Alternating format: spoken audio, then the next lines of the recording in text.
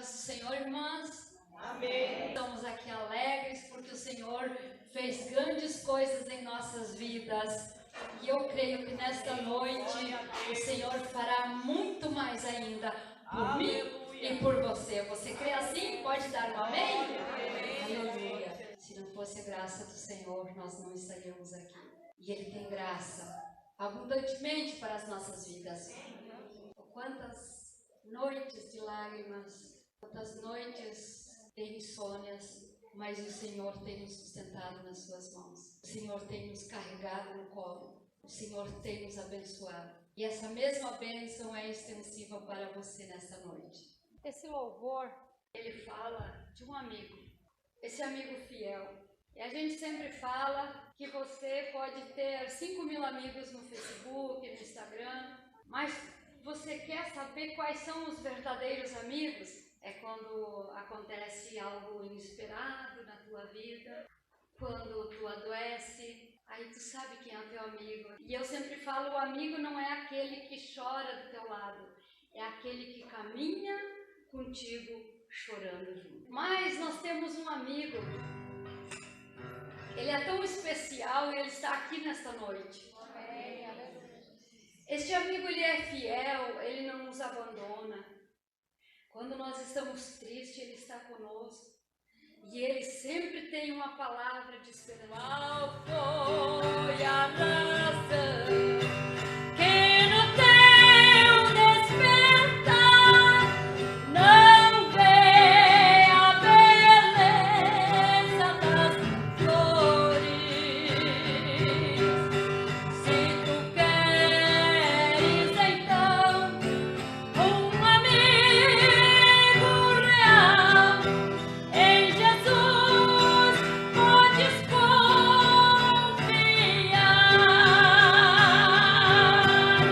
Se tu queres então um amigo real, em Jesus podes confiar.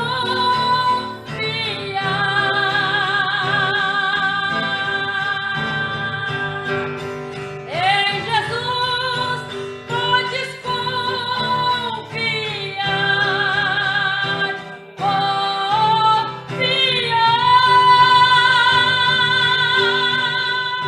confiar em Jesus? Glória a Deus. Este amigo está aqui. E eu te pergunto, por qual razão tem escondido segredos e dores? Se você é o templo do Espírito Santo, não sabeis vós? Está perguntando, você não sabe? Não sabeis vós que sois o templo do Espírito de Deus e que Ele habita em vós? Quais os cuidados que temos que ter com esse templo? Este templo que é o nosso corpo, que o Espírito Santo habita no nosso ser, no nosso coração, ele requer alguns cuidados. Ele requer alguma coisa, nós não podemos deixar este templo. Hoje nós estamos aqui abrigados neste templo, nesta igreja, e é um templo que nós chegamos para congregar aqui. E se nós não tivermos cuidado com este templo, as pessoas que aqui chegarem, elas vão se sentir mal, não é? Se o templo estiver bagunçado, as cadeiras viradas, é aqui a plataforma desorganizada, suja, papel, tudo desorganizado, sujeiras, as flores viradas. A gente quando entra lá, a primeira impressão que a gente vê, meu Deus, esse templo não é cuidado. Será que não tem ninguém para arrumar ele, para cuidar dele? Isso se falando em matéria de igreja, de templo, que a gente chama o templo para congregar. Mas quando nós entramos naquela porta, uau, tudo lindo, tudo decoradinho com flores, tudo organizadinho. E a gente se sente bem. A gente chega aqui, eu não conhecia as irmãs, mas a gente chega, já abraça, já se sente de casa. Mas a palavra de Deus nos diz que não sois vós o templo e que o Espírito de Deus habita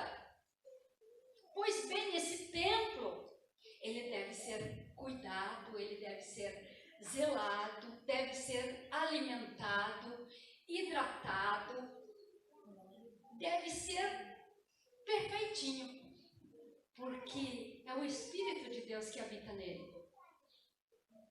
E nós precisamos zelar dele. E para nós cuidarmos deste templo, existem alguns requisitos. Pois bem, é Outubro Rosa que a gente chama, né?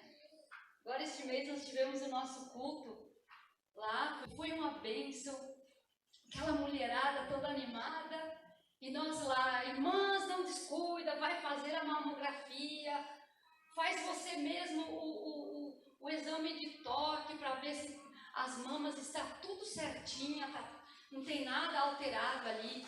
Vai no gineco, faz os exames, cuida de você, deixa tudo bonitinho. Agora há poucos dias estamos cuidando de uma irmã que ela está com câncer de mama. E eu falando com ela, eu disse, irmã, mas tu nunca sentiu nada? Ela disse, eu sentia quando eu ia tomar banho, eu passava a mão assim, eu sentia, um carocinho de nada, uma coisinha de nada, nunca dei importância. Eu disse, mas querida, quando a gente vê que tem algo anormal no nosso corpo, nós precisamos procurar os recursos aqui. E aí, quando ela foi procurar o médico, já está com câncer todo tomado. E aí vem lá, irmã, ora por mim, porque eu vou fazer cirurgia e aí o meu cabelo vai cair. Mas são coisas que nós podemos prevenir. Nós não precisa eu deixar chegar a esse ponto para poder me cuidar. A prevenção é o melhor remédio. E nós precisamos ter esses cuidados. E nesta caminhada espiritual em que vivemos, nesta nossa vida, existe, como a irmã falou, o corpo físico, que é o médico que cuida. Quando nós não estamos bem de saúde, a gente vai lá e fala tudo para o médico, o que a gente sente, e ele passa os exames. E aí, às vezes, a gente vai, doutor, mas o senhor não vai me dar um remédio? Não vou te dar, não sei o que tem. Então, vamos primeiro chegar a um diagnóstico para tratar. Assim é a nossa vida espiritual. Existem algumas coisas no nosso interior que precisam ser tratadas para nós poder viver o sobrenatural de Deus. Pois bem, quando eu medito na palavra de Deus, me vem à mente tantas coisas que nos acontecem no nosso dia a dia, na nossa vida, na nossa caminhada. E às vezes se nós não tratar tanto o exterior como o interior, adoecem os dois.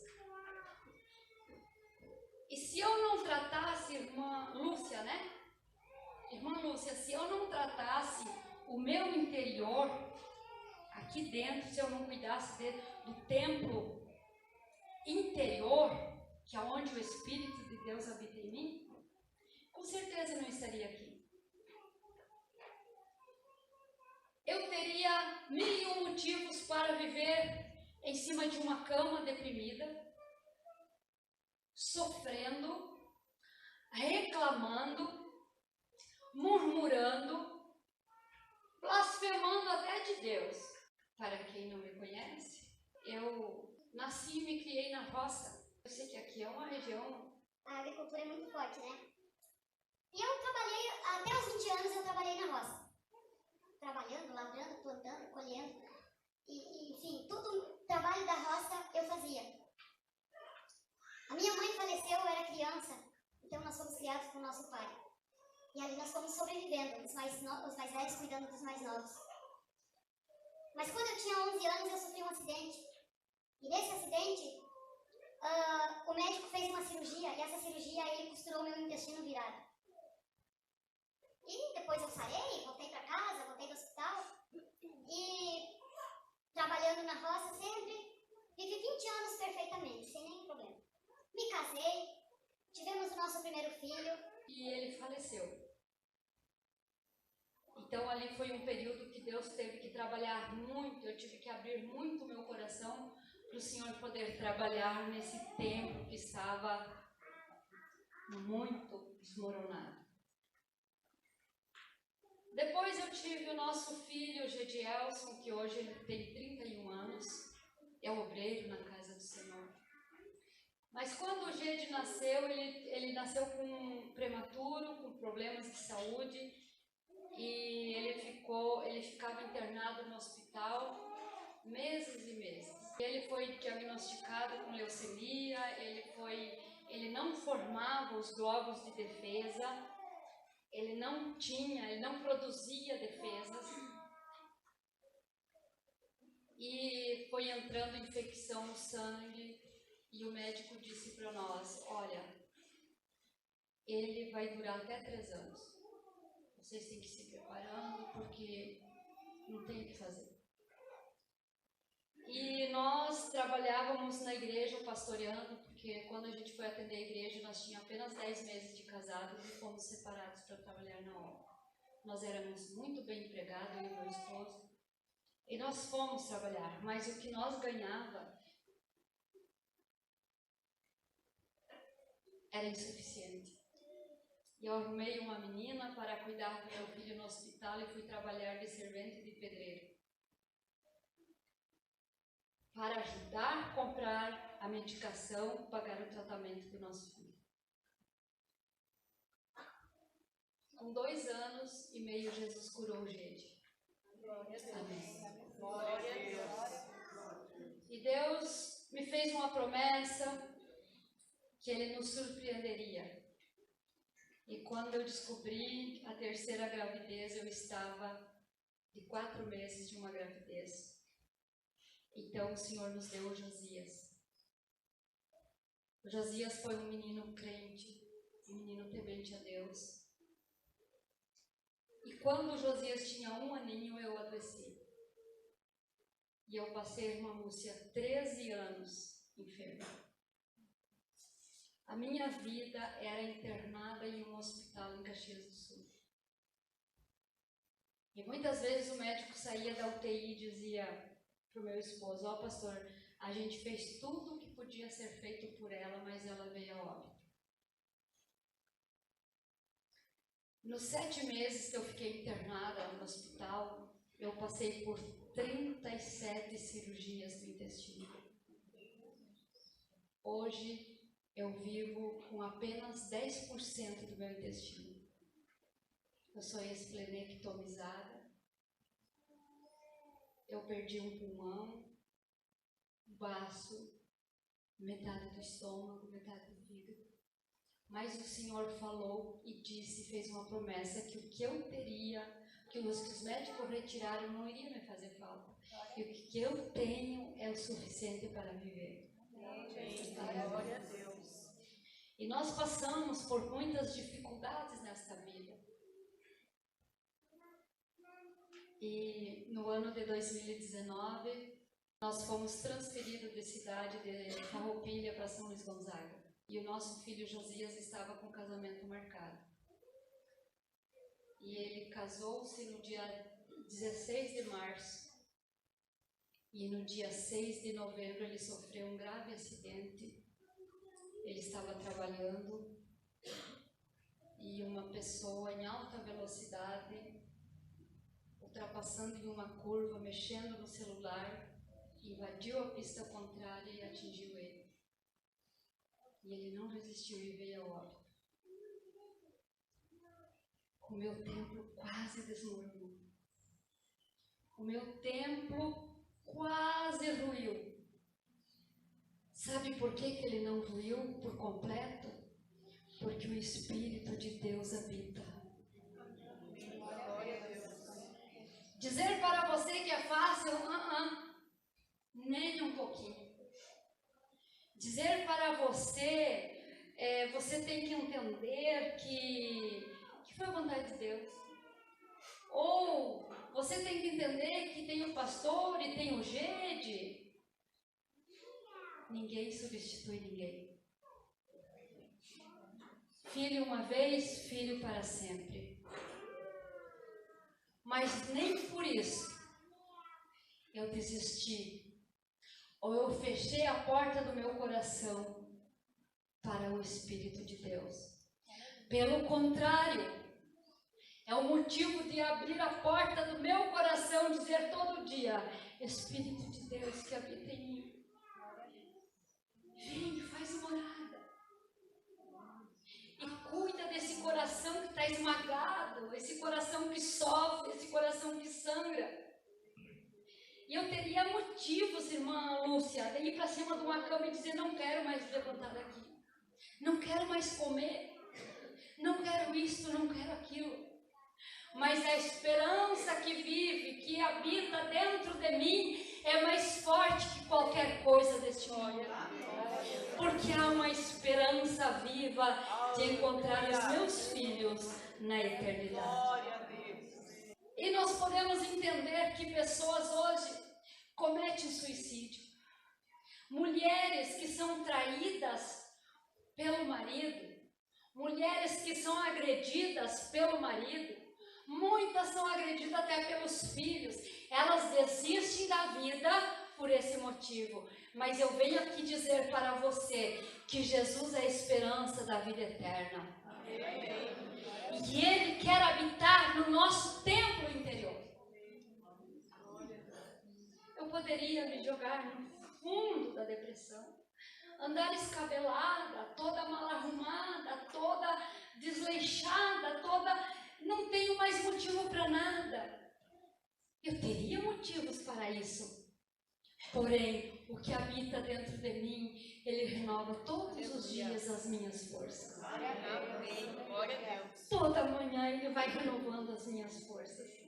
E às vezes quando eu acordo, hoje eu não tenho vontade de comer, hoje eu não quero, hoje eu não quero. Não, eu escuto, tem coisa boa chegando.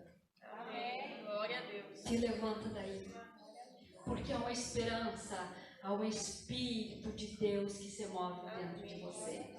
E esse templo, quando ele é cuidado interiormente, aqui por fora só reflete o que tem lá dentro. Nós podemos observar que tem pessoas que sofrem no interior, elas refletem no seu rosto. Pessoas sofridas, pessoas maltratadas. E o seu rosto, ele transmite um semblante de tristeza. Mas quando o Espírito Santo habita no coração, seu rosto, ele transmite paz. Pode estar triste, mas tem paz. Pode estar triste, mas a paz, ela não sai de dentro do coração. Há poucos dias eu visitei uma pessoa e eu saí de lá completamente entristecida. Uma senhora, não posso dizer que é uma senhora idosa, porque uma senhora de 64 anos não é uma senhora idosa. Tem a minha irmã com 73 anos e vai para o centro e compra e recebe o dinheiro dela e leva e busca e vai na igreja e vem. Uma pessoa tranquila. E eu visitei essa senhora com 63 anos, numa cadeira de roda, usando fralda, totalmente acabada. E eu perguntei: como estás? E ela: estou aqui. Já disse uns palavrão, não vivo, não morro, estou aqui incomodando essa gente. E eu comecei a observar ela. E lembrei-me da palavra de Deus. Provérbios diz que a boca somente fala o que está dentro do coração. Se o nosso coração está triste, eu vou viver a vida toda dizendo que eu estou triste. Se no meu coração existe um sentimento de mágoas, eu vou relatar sempre palavras de mágoas. Se o meu coração é amargurado, eu vou ser sempre uma pessoa amargurada, uma pessoa azeda. Mas quando Jesus habita aqui, Ele é o príncipe da paz. E no Evangelho de São Mateus ele diz: vinde a mim todos vós que estáis cansados e oprimidos,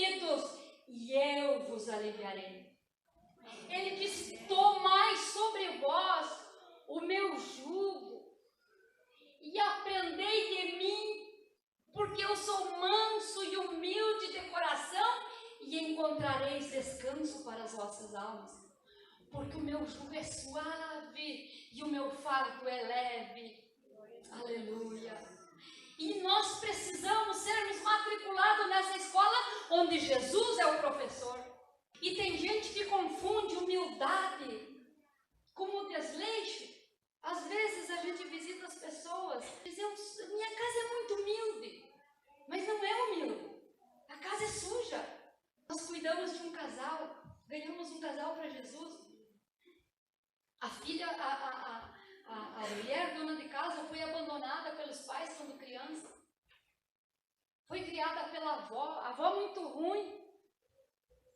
A menina começou a namorar, engravidou e a avó não queria aquele filho da neta. E disse, olha, eu te dou o chiqueiro lá, o quarto como é que se diz, onde guarda o cavalo, a estrebaria lá, vai morar lá na estrebaria com o cavalo, mas aqui eu não te quero. E ela foi. E era um quarto quadrado onde aquele cavalo morava, dormia.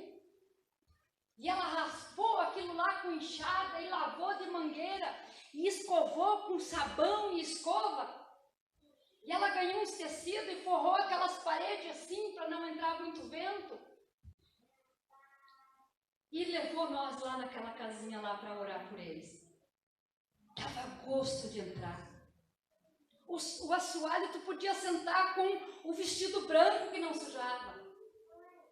Tudo simplesinho, mas limpinho, humilde, mas bem cuidado. E nós podemos andar bem vestido, mas a humildade do nosso coração, ela não pode sair. Nós podemos andar no melhor carro que tem, mas a humildade não pode sair do nosso coração.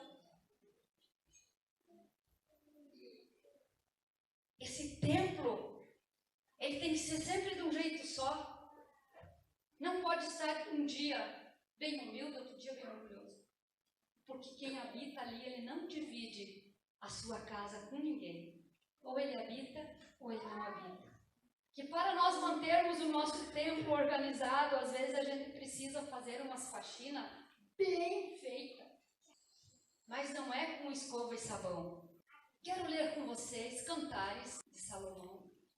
Pomba minha, que andas pelas fendas das penhas, no oculto das ladeiras, mostra-me a tua face e faz-me ouvir a tua voz, porque a tua voz é doce e a tua face é aprazível. E ele continua dizendo, apanhai-me as raposas e as raposinhas que fazem mal às vinhas, porque a nossa vinha está em flor. Aqui, irmãs, o Salomão, ele está dizendo, oh minha linda, a tua face é aprazível, a tua voz é doce, mas tem alguma coisa que as nossas vinhas, lá na serra é a plantação de uvas, os parreirais, as vinhas, os vinhedos, é tudo muito lindo. Mas aqui o Salomão está dizendo, olha, apanhai-me as raposas e as raposinhas que causam grandes danos às vinhas, porque as vinhas estão em flor. A raposa causando mal na vinha, e eu meditando sobre essa palavra, eu fui ver aonde essa raposa grande, qual o dano que ela causava na vinha. A raposa grande, a mãe, né, a grandona, ela vai na raiz da vinha, da parreira. E ela começa a roer a raiz. Enquanto ela observa que o dono da vinha vem, ela urina naquele lugar e foge para outro lado. para confundir o dono da vinha. Para escapar que se algum cachorro, alguém vem para apanhá-la, para matar, ela já não está mais ali. E as raposinhas, elas vão direto no néctar da flor. E elas destroem a flor. Ela destruindo a flor, não tem fruto. Não tendo fruto, não tem o alimento. Mas o Salomão disse, vamos acabar com isso. E o Senhor me fez entender que na vinha do nosso coração é preciso nós pegarmos e apanharmos tantas coisas que causam mal à nossa vinha. Porque a vinha está em flor. E eu comecei a meditar sobre quais os males ou quais os tipos de raposinha que entram na nossa vinha, que é o nosso coração. Primeiro lugar, falta de perdão. Nós precisamos tomar atitude e perdoar. E agora eu te pergunto, é fácil perdoar quem lhe feriu, quem lhe traiu, quem lhe magoou, quem lhe pisou? É fácil perdoar? Não, não é fácil, mas não é impossível. Porque tudo aquilo que é impossível para nós, Deus entra e torna possível nas nossas vidas. Segunda coisa, segunda raposinha que entra e destrói o templo, chamado ciúme. Ai, será que tem? Existe ainda ciúme? Muito. E o ciúme tem causado tragédias nas famílias. O ciúme tem acabado com lares, com famílias inteiras. É normal nós ouvirmos diariamente dizer a fulana foi morta porque não aceitou o fim do relacionamento. O ex não aceitou o fim do relacionamento, então ele foi lá e matou. Matou ela, matou os filhos e se matou. Ou matou ela na frente dos filhos e diz que é amor. Isso não é amor, é ódio. E nós precisamos ir tirando do nosso ser, do nosso coração. E há alguém que ainda diz assim, quem não tem ciúme é porque não ama. Não é verdade.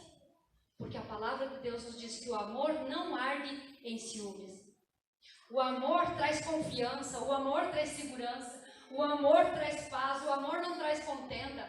O amor, ele supera todas as coisas. Conta-se uma história de um irmão que era muito ciumento. E ele todo dia agredia sua esposa e dizia que ela tinha outro, acusava que ela tinha outro. Ela chorava humildemente e negava que era mentira, não é verdade. Mas aquele homem era possuído por um ciúme diabólico. E ele trabalhava na roça. E um dia ele dizia assim, é hoje que eu pego ela. É hoje. Daí ia cuidando e nunca pegava ela com o tal cujo. Um certo dia ele saiu para trabalhar e ficou escondido de longe olhando. E de longe ele olhou assim e disse, tá lá ele. Sem vergonha. E eu vou matar, e eu vou picar, e eu vou lá e vou fazer isso e fazer aquilo. Ele está até sentado na minha cadeira. E de chapéu ainda.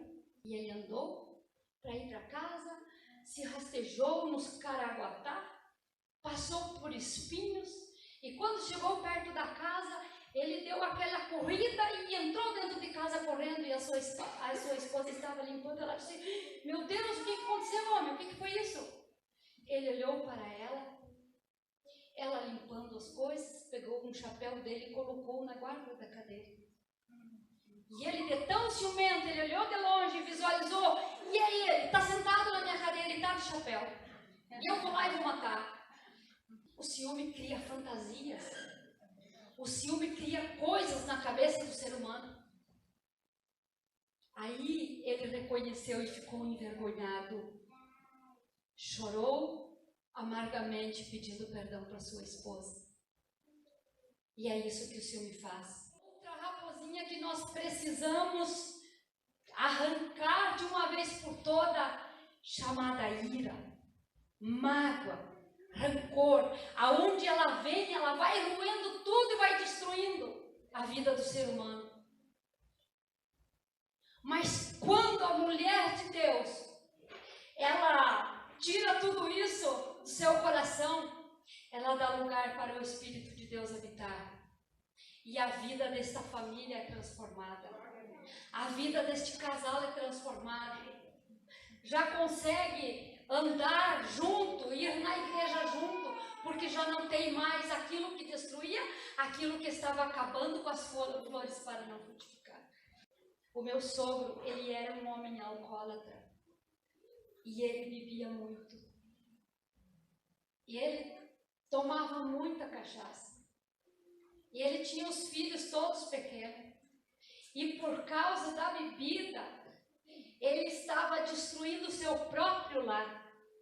Porque as brigas eram todos os dias. As brigas eram constantes. Os filhos já não gostavam de chegar perto dele. A mãe já via que vinha de longe, ela dizia, ó, teu pai vem bêbado já. Os filhos, um corria para lá, outro corria para cá, e era todo mundo se escondendo. Porque havia uma dessas raposinhas destruindo a vinha. Mas um dia chegou alguém na casa, assim, tio João, vamos na igreja. E ele sempre prometia que ia, mas nunca ia. Porque ele pensava, eu vou para a igreja, não posso mais beber. E aí um dia o amigo foi lá e disse, tio João, vamos na igreja? Vamos. Então hoje eu vou ficar, eu vou te esperar para o senhor ir junto comigo. E os meus sogros foram na igreja com seus filhos e aceitaram Jesus naquele culto. E ele foi liberto da cachaça. Aquela família começou a viver uma novidade de vida. O meu sogro, ele chegou e tinha um pouco de cachaça ainda no litro, ele jogou fora. E aquela família foi reestruturada porque o Espírito Santo de Deus começou a habitar naquele lar, naquele tempo.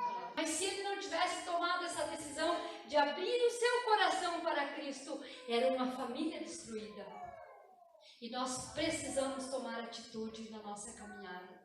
A atitude que faz nós virar, dar uma meia volta, se nós estamos no caminho errado, e fazer voltar e pegar o caminho certo. Não é de admirar que hoje toda a casa, a família do meu esposo serve ao Senhor, porque foram estruturados, porque abriram um templo para o Espírito de Deus entrar. Os filhos, todos morando no interior, na casa do interior, uma casa muito simples, mas o Espírito de Deus começou a morar naquele lar.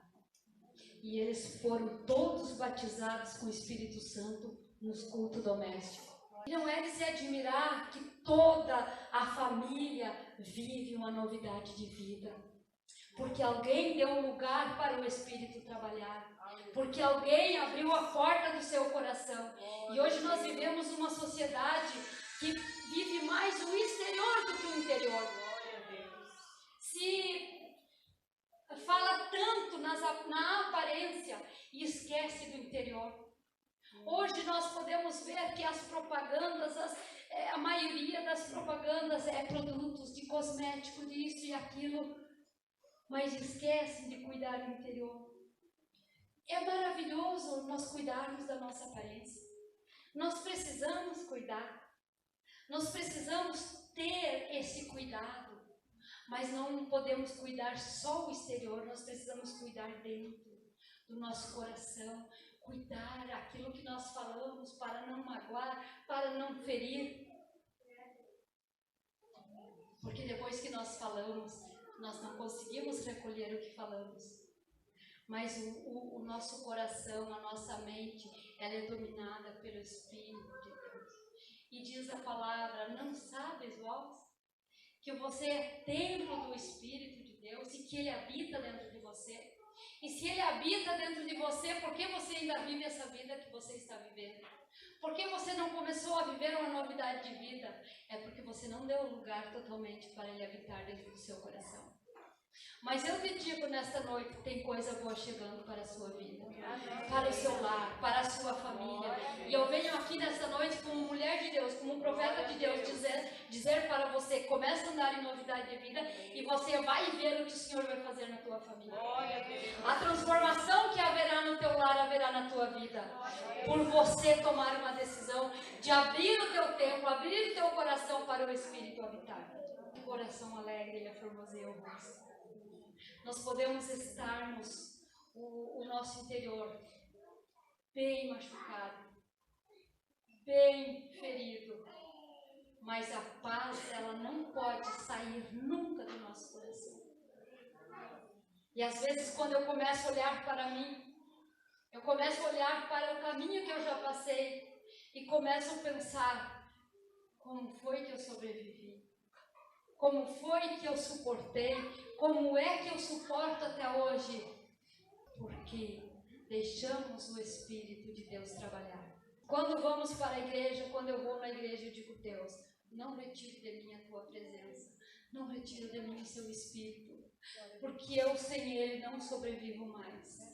Se eu estou aqui é porque o teu Espírito habita em mim. Se eu estou aqui com vida é porque o Senhor tem misericórdia de mim e o seu Espírito nos dá vida. E aí nós podemos cantar. Se o Espírito de Deus se move em mim, eu canto como Davi.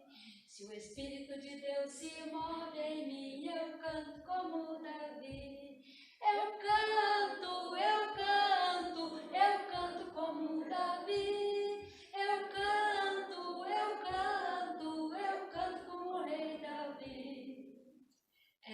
Se o Espírito Santo de Deus se move em você, por que você está cabisbaixo? Se o Espírito de Deus se move em você, por que você não se posiciona na presença dele? Por que você não tira essas coisas, essas raposinhas que estão destruindo a tua vinha? Se o Espírito de Deus se move em mim, eu canto como o rei Davi. Se o Espírito de Deus se move em mim, eu canto como o rei Davi. Eu canto, eu canto, eu canto como o rei Davi. Eu canto, eu canto, eu canto como o rei Davi. Nós queremos que você saia daqui com esse Espírito de Deus se movendo dentro de você. Aleluia. Eu não vim de tão longe, tão distante, para dizer aqui para você, está tudo bem, vai no médico, faz os teus exames, tá, o outubro rosa e está tudo certo. Não, eu vim para dizer para você deixar o Espírito de Deus habitar em você. Para dizer para você deixar o Espírito Santo se mover sobre você. Se o Espírito de Deus se move em mim, eu cante, cante.